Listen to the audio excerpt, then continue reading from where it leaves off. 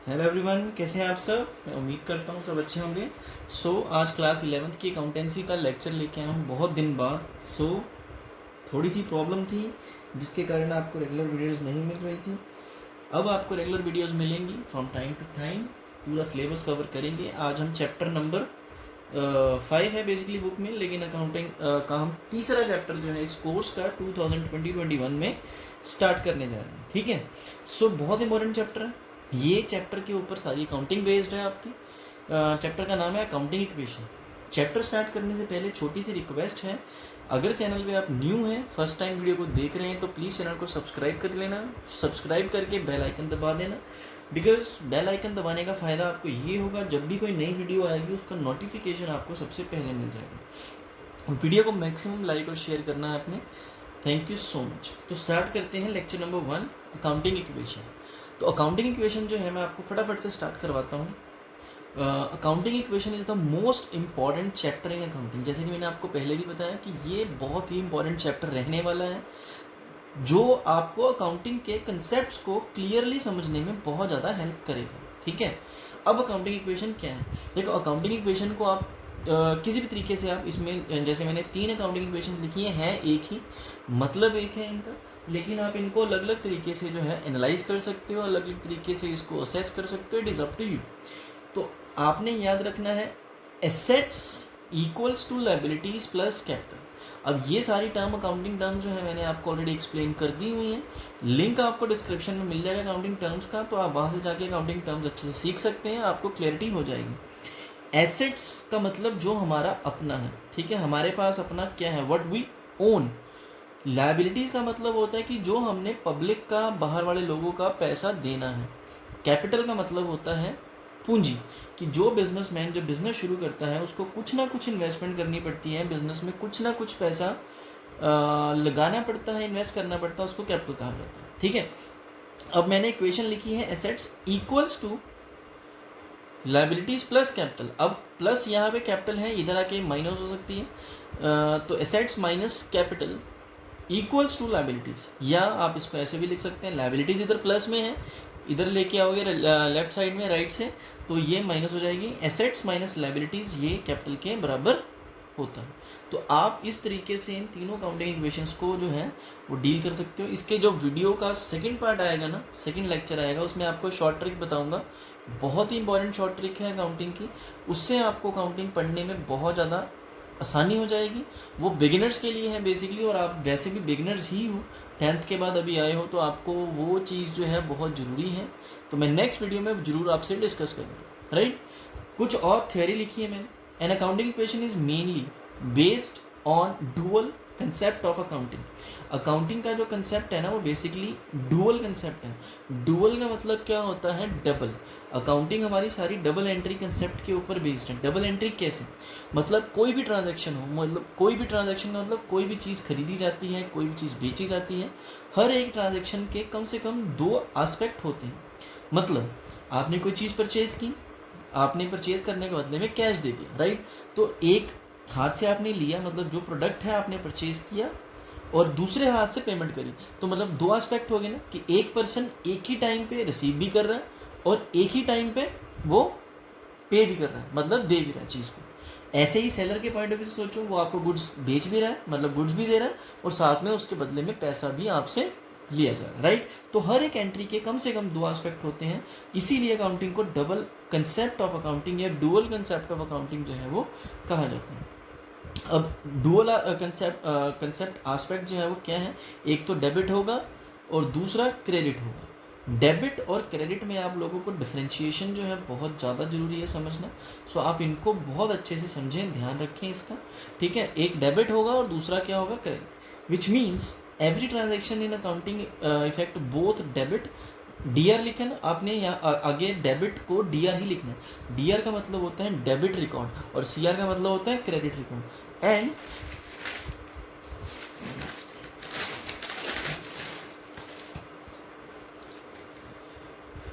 Credit side equally, credit side यहाँ पे C R लिखा है, सी आर का मतलब है दैट इज क्रेडिट रिकॉर्ड। ठीक है। आपने आगे सी आर और डी आर ही लिखना है क्रेडिट और डेबिट के लिए। ठीक है। तो अब हम कुछ बिजनेस ट्रांजेक्शन्स को एनालाइज करते हैं। इसमें थ्योरी इतनी ज़्यादा नहीं है, बस ज़्यादा प्रैक्टिकल है, बहुत ही इंपॉर्टेंट है प्रैक्टिकल। ठीक है, तो फर्स्ट ट्रांजेक्शन है A commence business with cash ₹3 lakh. A ने बिजनेस शुरू किया 3 लाख रुपए से, मतलब ए बिजनेस कर रहा है और बिजनेस करने के बदले में उसने कितना इन्वेस्ट किया, 3 लाख रुपए। अब बिजनेस में उसने पैसा लेके आया। आपको पता है बिजनेस एंटिटी कंसेप्ट है, मैंने आपको पहले भी बताया था। बिजनेस एंटिटी कंसेप्ट में क्या होता है कि जो बिजनेस है और जो बिजनेसमैन है दोनों डिफरेंट पर्सन हैं। बिजनेस अलग पर्सन है और बिजनेसमैन जो है वो अलग पर्सन है। इसके बारे में आगे डिटेल में बताऊंगा आपको। अभी फिलहाल के लिए समझो कि बिजनेस और businessman as per business entity concept both are separate. ठीक है, अब ए ने बिजनेस शुरू किया 3 लाख रुपए कैश, बिजनेस में पैसा आया। अब आपने यहाँ पे 2 चीज़ें याद रखनी है, मतलब आपने टर्म्स को डिफ्रेंशिएट कर लेना है। टर्म्स को डिफ्रेंशिएट कैसे करना है, आप बुक्स बनाओगे हमेशा किसकी, बिजनेस की। एक बिजनेस होता है, एक बिजनेसमैन होता है, दोनों अलग अलग पर्सन हैं, दोनों अलग अलग पर्सन हैं। बिजनेस आर्टिफिशियल पर्सन है, बिजनेसमैन रियल पर्सन है। और बिजनेसमैन की कभी भी बुक्स नहीं बनाते, मतलब आप जो भी अकाउंटिंग करोगे सारी की सारी किसकी होगी, बिजनेस की, ना कि बिजनेसमैन की। ओके, अब बिजनेस में पैसा आया तो बिजनेस की क्या बन गई, एसेट।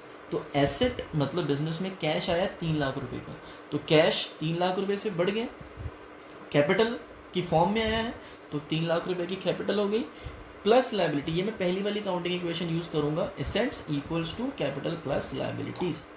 अब 3 लाख रुपए की कैपिटल है, लायबिलिटीज यहाँ पे मेरी है निल, मतलब जितनी एसेट्स होगी उसका जितना भी अमाउंट आएगा वो कैपिटल और लायबिलिटीज के टोटल के बराबर होना चाहिए।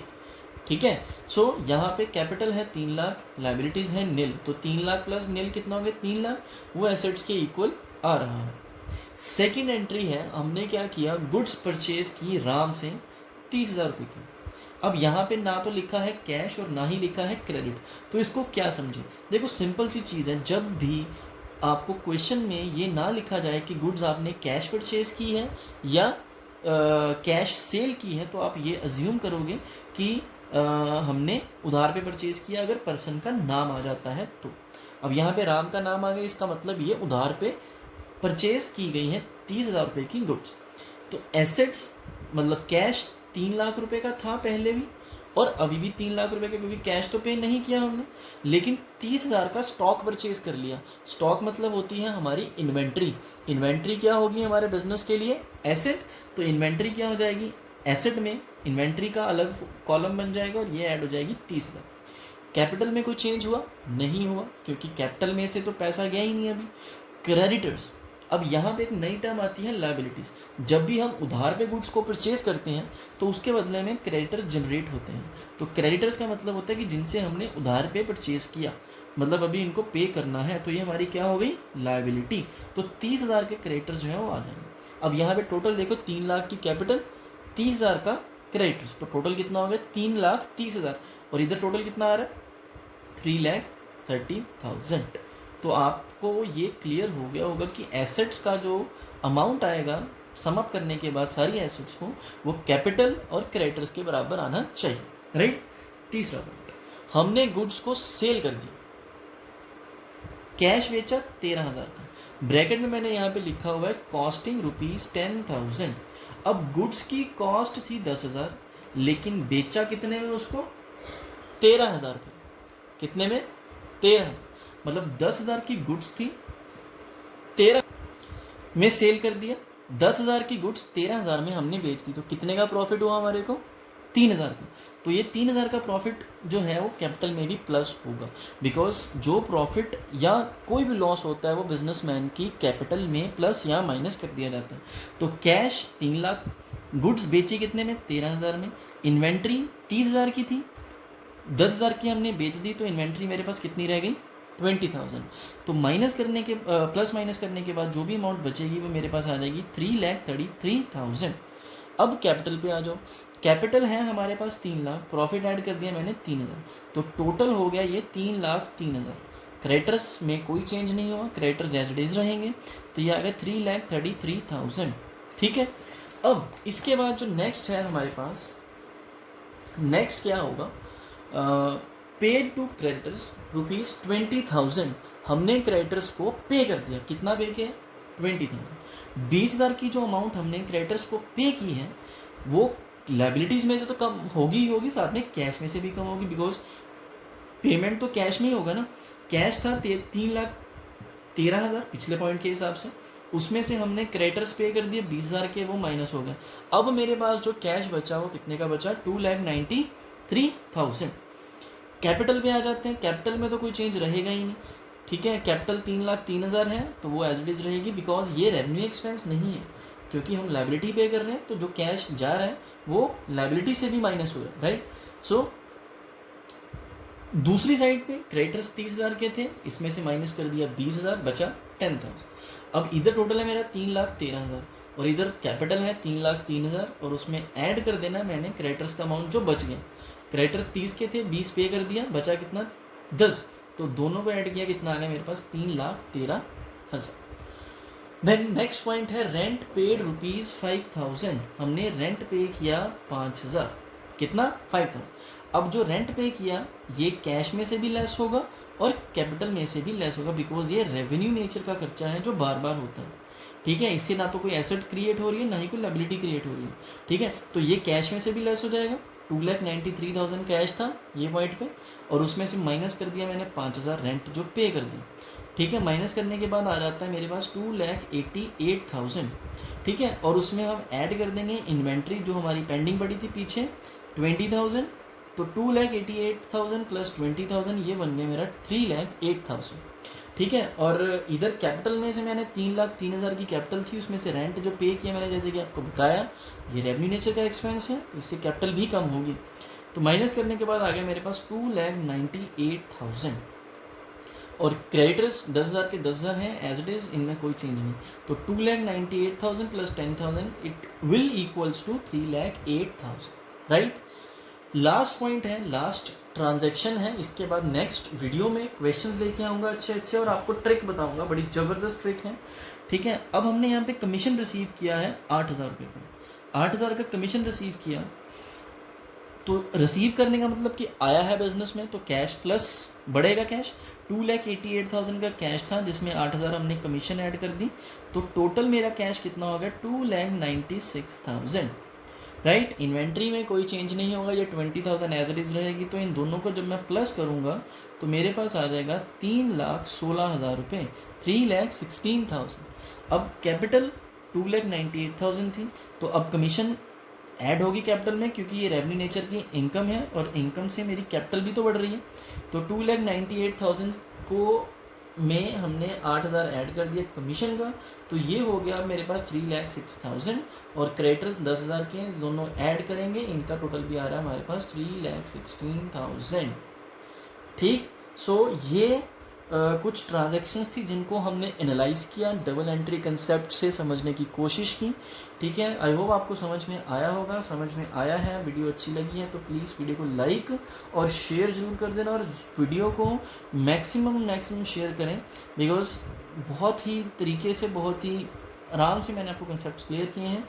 और चैनल को प्लीज़ सब्सक्राइब करें, अगर आप न्यू हैं प्लीज़ बेल आइकन दबा दें, दोस्तों से शेयर करें कि चैनल को सब्सक्राइब करें। आपको मैक्सिमम से मैक्सिमम बेनिफिट जो है वो लॉकडाउन पीरियड में हम प्रोवाइड करने की कोशिश करेंगे। मैं आपको मिलता हूँ नेक्स्ट वीडियो में, तब तक के लिए take care, thank you so much.